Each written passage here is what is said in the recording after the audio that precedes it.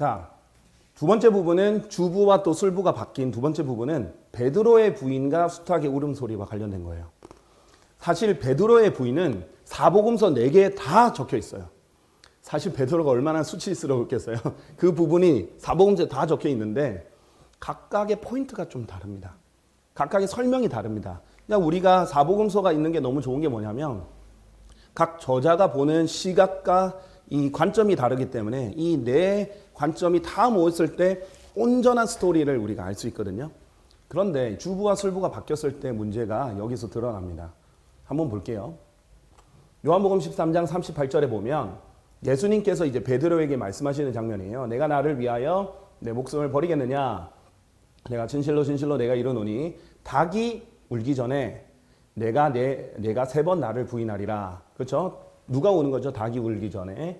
또 여기에 닭이 울기 전에 내가 나를 3번 부인하리라. 이거는 이제 시점이죠. 닭이 울기 전에 누가 부인하는 거죠? 너가 나를 부인하리라 하죠. 3번 부인하리라. 수탉이 울기 전에 내가 3번 나를 부인하리라. 이렇게 됐어요. 전반적으로 이제 같은 구조죠. 근데 정말 이렇게 돼 있는가? 한번 보겠습니다. 같은 요한복음 13장 38절인데요. 표준역을 보시면요. 진실로 진실로 내가 너에게 말하노니 내가 나를 3번 부인할 때까지 수탉이 울지 아니하리라. The cock shall not crow. 수탉이 울지 않는 거죠. 언제까지? Till thou hast denied me thrice. 내가 나를 3번 부인할 때까지. 자, 우선 여기서 닭이 울지 않는다란 말 없죠. 그렇죠? 닭이 울지 않는다라는 말이 없어요. 그렇죠? 그럼 낫이 일단은 빠진 거고요. 뿐만 아니라 이거는 뭐뭐 전에 이런 의미가 아니라 지금 여기서 말하는 거는 베드로가 3번 부인할 때까지는 완전히 3번 다 부인할 때까지는 수탉이 기다렸다가 울지 않는 것을 말해요. 이건 수탉이 우는 것을 말하는 게 아니라 울지 않을 거라는 걸 말하는 거예요. 그러니까 어떤 간격 속에서 원래 수탉이 한 번 울기 시작하면 시골에 계신 분들 잘 아실 거예요. 한 번 울기 시작하면 그냥 계속 울어댑니다. 그런데 이게 사실 자연적인 현상이 아니라 수탉이 한 번 울었다가 어떤 특별한 이유로 안 울어요. 한동안. 그러다가 베드로가 부인할 때까지 안 울다가 부인하면 웁니다. 그러니까 이런 수탉이 자연현상을 좀 뛰어넘어서 그렇죠? 이런 일이 있을 거라는 걸 알려주는 거예요. 이거 그냥 그대로 해석하면 되는 겁니다. 그렇죠? 제가 뭐 여기 더 할 것도 없는 거죠. 그대로 하면은 수탉이 울지 않는 것에 초점이 있는 겁니다. 뭐 할 때까지? 내가 나를 3번 부인할 때까지. 자, 마태복음에는 어떻게 돼 있냐면 이 밤에 수탉이 울기 전에 내가 나를 3번 부인하리라. 바로 여기에는 before the cock crow, 수탉이 울기 전에 thou shall deny me thrice. 내가 나를 3번 부인하리라. 바로 이거는 여기랑 맞죠. 그렇죠?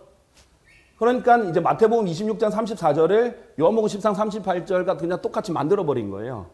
이제 지금 이 두 가지를 다르게 말씀해 주신 거예요. 이것도 맞고 이것도 맞는 거예요.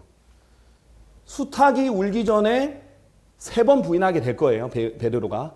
그러면은 이 베드로의 입장이고요. 수탉 입장에서 뭐냐면은 베드로가 3번 부인하기 전에는 수탉은 울지 않는 거죠. 이 두 가지 관점이 다 중요합니다. 자, 제가 말씀드렸다시피 이 사복음서에 4장에 다 이 베드로의 부인이 담겨 있는데요. 자, 내가 나를 3번 부인할 때까지 수탉이 울지 아니하라 라고 했죠. 그런데 마가복음 14장 72절에는 뭐라고 했냐면 수탉이 2번 울기 전에 내가 나를 3번 부인하리라. 이렇게 돼 있어요. 그러면 지금 구체적으로 말하면 수탉은 2번 울 거고 베드로는 3번 부인할 겁니다. 마가복음 좀 더 구체화가 됐죠. 그러니까 울지 아니한다라는 게 한 번도 울지 하지 않는 게 아니라 한 번은 우는데 나머지 마지막 부분은 울지 아니하는 거죠. 2번이 있으니까. 자, 그래서 마가복음 14장 68절 스토리를 보면 베드로가 첫 번째 부인하는 장면이 나옵니다. 그러나 그가 부인하며 말하기를 지금 예수님 부인하면서 내가 말하는 것을 나는 모르며 내가 이해하지도 못하노라 하였더라. 그러면서 그가 나가서 현관 안으로 들어갔더니 수탉이 울었더라. 첫 번째 울은 거죠. 또 베드로가 첫 번째 부인했는데 수탉이 울었어요. 근데 수탉은 2번 울어야 되니까 그렇죠. 여기서 한 번 첫 번째 운 거고 베드로는 한 번 부인했습니다. 자, 그 다음에 잠시 후에 또 다른 자가 그를 보면서 말하기를 너도 그들에게 속한 자라 했더라. 이에 베드로가 말하기를 남자야 나는 아니라 하였더라 라고 했어요. 2번. 2번 부인했어요. 근데 아직 수탉이 안 울었어요. 그렇죠? 그러고 나서 약 1시간의 간격을 두고 1시간 동안 수탉이 계속 안 울었습니다. 자, 첫 번째 부인하고 나서 또 시간이 지나서 또 두 번째 부인하고 그러고 나서 1시간이 지날 때까지 수탉이 한 번 울기 시작하면 계속 울어야 되는데 1시간 동안 울지를 않는 거예요. 왜? 이거는 예수님의 예언이니까. 이루어져야 되죠. 그런데 세 번째 부인을 합니다. 모른다. 이렇게 다 부인을 하죠. 그랬더니 그러자 즉시 수탉이 울었더라. 마치 기다리고 있었던 것처럼 베드로가 세 번째 부인하자마자 그때 온 거죠. 그러니까 수탉 입장도 베드로가 3번 부인할 때까지 기다려야 되는 거예요. 그렇죠? 왜냐하면 그때까지는 울지 아니한다고 하나님께서 말씀하신 거니까. 이렇게 이제 사복음서를 다 골고루 보면 이런 일이 있었다는 것을 알게 되죠. 자, 그러자 두 번째로 수탉이 울었더라. 이에 베드로가 그 말씀을 떠올렸으니 베드로도 어떻게 했을까요? 내가 이제 첫 번째 부인했을 때 수탉이 우는 거 한번 들었을 거란 말이죠. 근데 분명히 베드로 입장에서는 2번 울 거라는 걸 알았단 말이에요.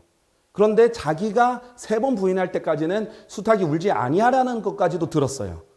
근데 정말 두 번째 부인하고 나서 1시간 동안 조용히 있었는데 수탉이 안 울더니 자기가 부인하자마자 수탉이 우는 거예요. 그러니까 이 모든 것이 다 생각이 났겠죠. 그 수탉이 울었는데 이에 베드로가 그 말씀을 떠올린 거예요. 정말 하나님의 말씀대로 다 됐구나. 곧 예수님께서 그에게 말씀하시기를 수탉이 2번 울기 전에 내가 나를 3번 부인하리라 하셨던 것이라. 그러고는 그가 그것에 대해 생각했을 때 그는 흐느껴 울었더라. 이렇게 하게 되는 겁니다. 자, 이것이 이제 전체 그림인데 어쨌든 간에 주어랑 술부가 이제 뒤바뀌면서 지금 닭의 초점이었는데 베드로 초점으로 바뀌어버린 거죠. 이런 부분들, 하나님 말씀을 사랑하는 사람은 이런 거 하나도 다 중요하지만, 중요하게 생각하지 않는 사람은, 그게 어떠냐? 똑같은 거 아니냐? 라고 하면 그 사람의 태도가 드러나는 거예요. 하나님 말씀에 대한 태도가 드러나는 겁니다. 자, 이제, 이렇게 된 거죠. 베드로가 첫 번째 부인하고 수탉이 바로 첫 번째 울었죠. 그는 잠시 후에 베드로가 두 번째 부인하고 약 1시간의 간격에 있어서 세 번째 부인할 동안 수탉은 그동안 울지 아니한 거죠.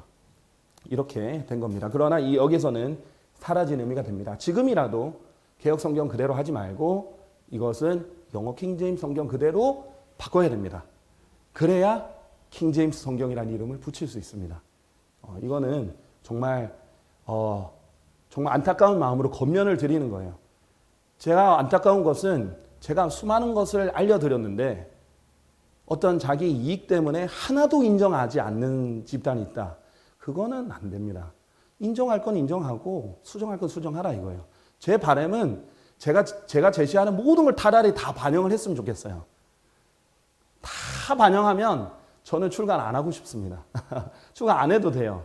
정말 손 떼고 싶어요. 저는 성경만 보고 싶은데 신경 써야 될 게 너무 많거든요.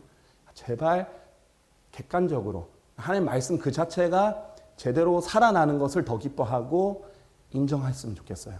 수정하면 좋겠습니다.